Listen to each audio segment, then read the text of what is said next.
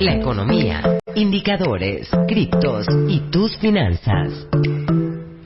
Ya está con nosotros el profesor Aaron Olmos, economista, docente, investigador, profesor de posgrado de IESA. Profesor Olmos, buenos días, ¿cómo está? ¿Cómo amanece? Bien, Vanessa, buenos días, ¿cómo estás? Bueno, con frío, ¿no? En la de la ciudad. Ay, frío terrible en esta cabina, profesor, porque además, bueno, como Caracas amaneció hoy con un techo de nubes tremendo y lloviendo, el frío se intensifica. Pero aquí seguimos y estamos listos para conversar hoy, profesor, a propósito de que ya concluyó una nueva cumbre de los BRICS.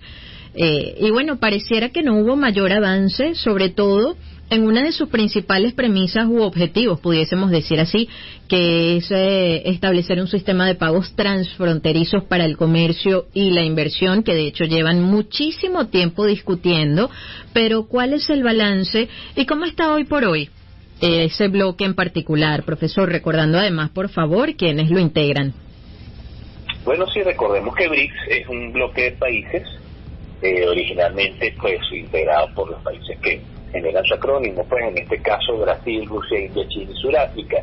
Recordemos que a partir del mes de enero de este año se iban a sumar 9 países más, ¿no? Bielorrusia, Bolivia, Indonesia, Kazajistán, Cuba, Malasia, Tailandia y Uganda. Recordemos también que los países que conforman los BRICS tienen un poder económico bastante importante. Por ejemplo, si lo vemos desde el punto de vista del Producto Interno Bruto de las naciones, por lo menos la contribución al PIB no sería, estamos hablando de que concentran más del 41% del PIB y a nivel de población representan el 40% de la población mundial, ¿no? Entonces, bueno, efectivamente ellos tienen su banco. Dilma Rousseff es la presidenta del Banco de los BRICS en este momento, Banco de Desarrollo, y en esta reunión ellos estuvieron tratando temas importantes de integración. Uno de esos elementos que ha sido un escollo para ellos desde muchos años a la fecha ha sido la muy llamada y muy esperada integración y desarrollo de plataformas transfronterizas, como tú lo dices, ¿no? Y vaya que ha sido un problema porque, independientemente de todo este discurso desdolarizante que viene de tiempo atrás, pues el siglo pasado, o sea, de la década de los 60, todavía para estos países que están formando parte de este bloque ha sido un tanto cuesta arriba. Si bien por lo menos existe la plataforma MIR, que hace las veces de lo que existe, pues el SWIFT a nivel general, la integración de las naciones, el lograr estos objetivos mancomunados, no es tan fácil como se cree, ¿no? De hecho, profesor, incluso siempre ha estado como en el horizonte eso de crear una moneda común para quienes integran ese bloque. Sin embargo, por ejemplo, Donald Trump lanzó advertencias si eso se llegaba a concretar, pero además, ayer apenas prometía el presidente de los Estados Unidos aplicar un arancel del 10% a las importaciones del grupo BRICS, de esas economías emergentes. Incluso revelaba algunos planes para un arancel del 50% a las importaciones de cobre y amenazaba también con un impuesto masivo del 200% a las importaciones de productos financieros. Pero ¿qué tanto representa el grupo BRICS o ese bloque para Estados Unidos como para que el presidente de ese país, bueno, adelante, que podría anunciar estas medidas? Bueno, hay que recordar que nadie lanza piedra al árbol que no da frutos, ¿no? Efectivamente, la posibilidad de que el grupo siga tomando más peso, más espacio a nivel de la actividad financiera, a nivel comercial, recordando el tamaño que tienen, el PIB que recogen, la población que de alguna manera representan, bueno, no es poca cosa, ¿no? No por nada se hacen estas advertencias que de alguna manera en esta política que hemos visto desde enero de este año en la administración de Trump, patear la mesa y ver qué pasa, desproporcionadamente pues también estos aranceles o estas medidas que lejos de generar equilibrio, paz, calma, ¿no? Más bien traen todo lo contrario. Bueno, te ven y te hacen entender que el bloque es un elemento de riesgo, de peligro, desde el punto de vista de su unificación, de su concreción, de que hablen el mismo idioma en términos económicos y financieros, de que se orienten en una misma plataforma, porque de alguna manera el poder económico que está detrás, no solamente a nivel de PIB, sino a nivel de comercio, a nivel de recursos naturales, es bastante elevado. La herramienta que hasta ahora ha utilizado Trump en su política comercial y a nivel económico, pues ha sido el tema de los aranceles. Básicamente el sancionar a países que se puedan acercar, sancionar a productos, sancionar operaciones, bloquear la posibilidad de que se puedan desarrollar otras actividades, y es ahí donde vemos el poder de la creación de estas plataformas adicionales, ¿no? Entonces, bueno, efectivamente es importante entender eso, ¿no? Están escuchando al profesor Aaron Olmos, economista, docente, investigador, profesor de posgrado de IESA.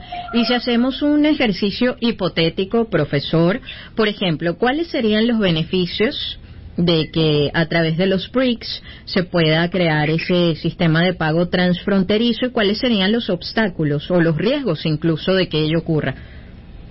Bueno, en principio estaríamos acelerando la velocidad de los pagos, estaríamos acercando a las naciones, estaríamos haciendo más sencillo el comercio internacional, estaríamos haciendo más sencillo la actividad financiera entre los países, sin muchas trabas, sin muchos problemas, ¿no? Hay que recordar que hay naciones que forman parte de los BRICS, de los nuevos que se sumaron este año, que tienen sobre ellos sanciones, ¿no?, financieras, internacionales, como pudiese ser, por ejemplo, pues las sanciones que puede tener ahorita Venezuela. Eso hace que también el desconectarse, el tratar de crear una visión conjunta sea difícil, ¿no?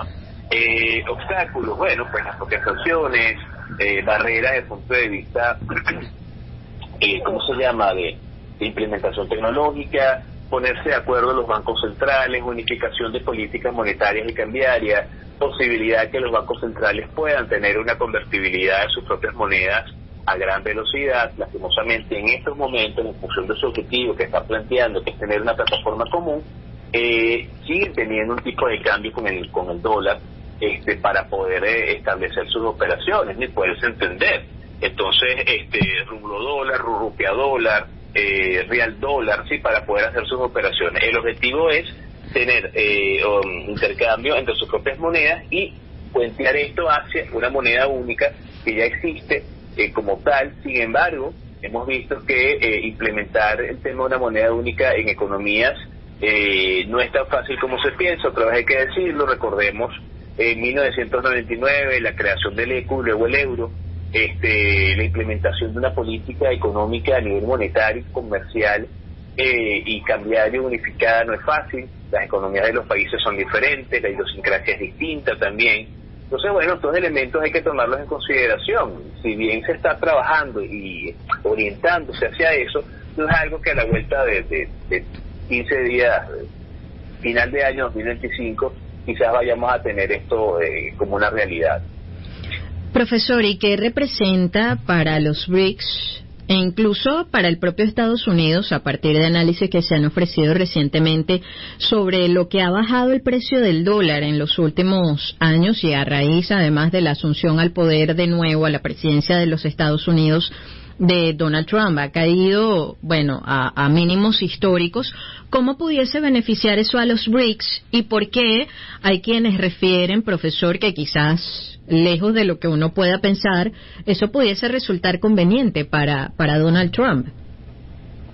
Sí, bueno, el tema del valor intrínseco del dólar dentro de su propio mercado y el uso del mismo a nivel internacional es bien interesante, ¿no? Básicamente, el dólar sigue siendo la principal moneda de intercambio global, sigue siendo la moneda que la mayor porcentaje se encuentra en las reservas de los bancos a nivel internacional, y el Fondo Monetario Internacional también lo tiene así. En el caso de su propia economía, desde el punto de vista del endeudamiento interno y los techos de deuda que se están planteando, bueno, pudiese presentar una ventaja en términos del pago y el propio endeudamiento como tal, ¿no? Porque hay que recordar que desde la creación de la Reserva Federal, en 1913, del siglo pasado, a la fecha, bueno, pues el dólar en su propio mercado ha perdido un peso importante por el poder de compra, ¿no? Que eso es algo que mucha gente no se pasea por allí, ¿no? Muchas personas ven intercambio dólar con su moneda, pero no se ponen a pensar cuál es la relación del dólar consigo mismo con el paso del tiempo. Entonces, esto de alguna manera, las políticas de Trump, lejos de fortalecerlo, han hecho que su valor intrínseco, su poder de compra dentro del mercado interno, no sea el mismo de antes. Sin embargo, sigue siendo, con todos los problemas que pueda llegar a tener, la moneda de intercambio global mayormente usada. Y ahí vemos cómo el efecto de estas tomas de decisión han generado, han golpeado pues más allá de la situación de que ha pasado Estados Unidos de las guerras, guerra de Corea, guerra de Vietnam, se llama tormenta del desierto, que hay en la década de los 90, que han afectado las economías. Recordemos que al final de cuentas esto se ve reflejado en la escogencia, libre albedrío y efectivamente uso de la moneda como un elemento de intercambio. Entonces en la actualidad efectivamente se ve afectado, sin embargo no es tanto un problema, porque si bien hay una capacidad productiva que responde, esto incluso pudiese ser hasta cierto punto benéfico desde el punto de vista del endeudamiento.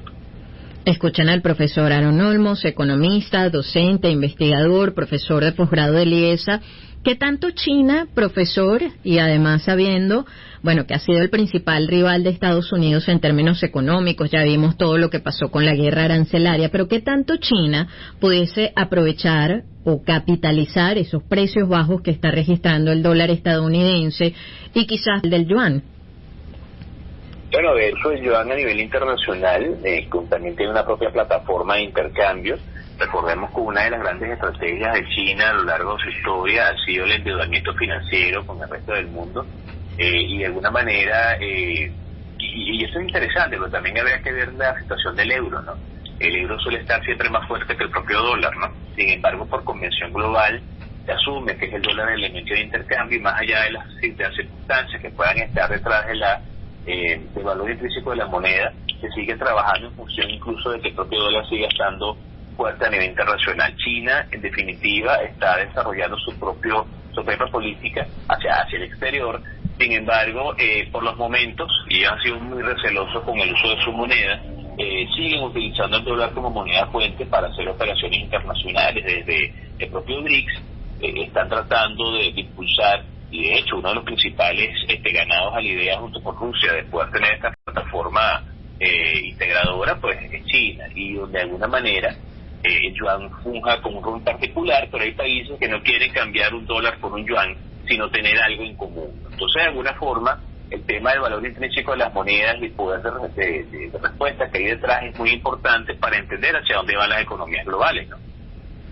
Profesor, y volviendo al tema de un sistema de pago transfronterizo, en términos logísticos u operativos y también en términos de inversión y económicos, ¿cuál es el costo que podría suponer establecer y mantener un sistema unificado en los BRICS?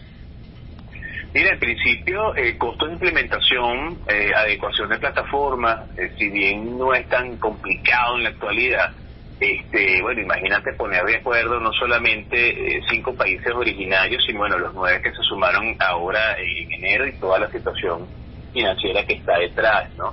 Los propios costos que puede llevar o implicar para el Banco de Desarrollo, que es el Banco de los BRICS, llevar todo esto adelante, que se convertiría como una suerte de gran banco central de los bancos centrales de los países miembros, ¿no? Montos en divisa, no sabría decirte, ¿no? En este momento. Sin embargo, la implementación pasa primero por una adecuación de plataformas y por tener una visión clara desde el punto de vista de la política monetaria, ¿no? Entonces, lo monetario y lo cambiario, junto con una visión de integración, son los principales elementos a tomar en consideración, ¿no? Efectivamente, los grupos que están trabajando detrás de esto, Dilma Rousseff lo comentaba recientemente, y la asesora del Banco Central de Brasil, hablando de estos temas, efectivamente, pues los principales obstáculos que hay no son tanto financieros y económicos, sino más bien de acuerdos entre los propios países. Profesor, como siempre, le agradecemos por estar con nosotros. Recuérdenos, por favor, sus coordenadas en redes sociales. Con gusto. Mira, en X pueden ubicar como @AronOlmos, Aaron con doble A, nombre hebreo, y en Instagram como @AronOlmos1. Por ahí estamos a la orden para todo. Gracias, profesor. Que tenga feliz día. Cuídese mucho. Un abrazo. Igualmente, siempre a la orden. Era el profesor Aaron Olmos con nosotros, economista, docente, investigador, profesor de posgrado de IESA. Son ya las 8:31 de la mañana.